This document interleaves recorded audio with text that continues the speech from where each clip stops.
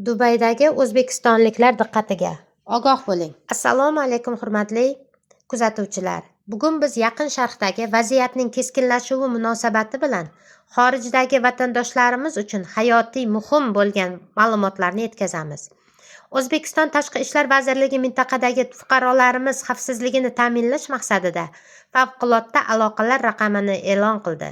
Agar sizda zudlik bilan yordam yoki maslahat kerak bo'lsa, eng avvalo Toshkentdagi konsullik xizmati departamentining +99 897 136 51 51 raqamiga yoki 1164 qisqa raqamli kol markaziga murojaat qilishingiz mumkin.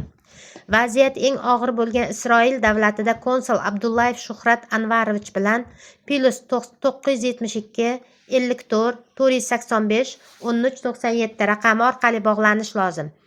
Eron poytaxti Tehron shahrida bo'lganlar uchun esa Elbek Yo'ldoshev mas'ul etib belgilangan. Uning aloqa raqami +98 912 132 78 23. Saudiya Arabistonidagi vatandoshlarimiz uchun ikkita hududda yordam nuqtalari mavjud. Riyod shahridagi elchixona raqami +966 11 263 52 23. Konsul Azimjon Qobiljonov bilan esa +966 56 721 77 31 raqamida Telegram yoki WhatsApp orqali ham bog'lanish mumkin. Jidda shahridagi bosh konsulxonada esa Shuhrat Ibragimov xizmatda. Uning raqami +966 59 439 08 50. Birlashgan Arab Amirliklarining Abu Dabi shahridagi elchixonamizda Jahongir Hayitov +971 54 212 18 53 raqami orqali murojaatlarni qabul qilmoqda.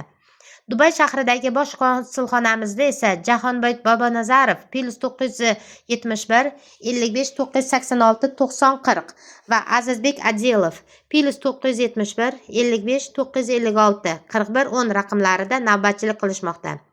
Qatar davlatida konsul Otabek Muratov +974 51 41 1001 raqami orqali. Kuvaytda esa konsul Islomxon Toyirov +965 99 42 75 17 raqamida aloqalarga tayyor. Shuningdek, Ummon sultonligidagi elchixonamiz konsuli Ramzbek Otabekjonov bilan +968 71 59 57 15 raqami orqali bog'lanishingiz mumkin. Aziz vatandoshlar, ushbu raqamlarni telefoningizga saqlab qo'ying va mintaqada bo'lib turgan tanishlaringizga ham ulashing. Har doim hushyor bo'ling va elchixonalarimiz tavsiyalariga amal qiling. O'zingizni va yaqinlaringizni asrang, salomat bo'ling.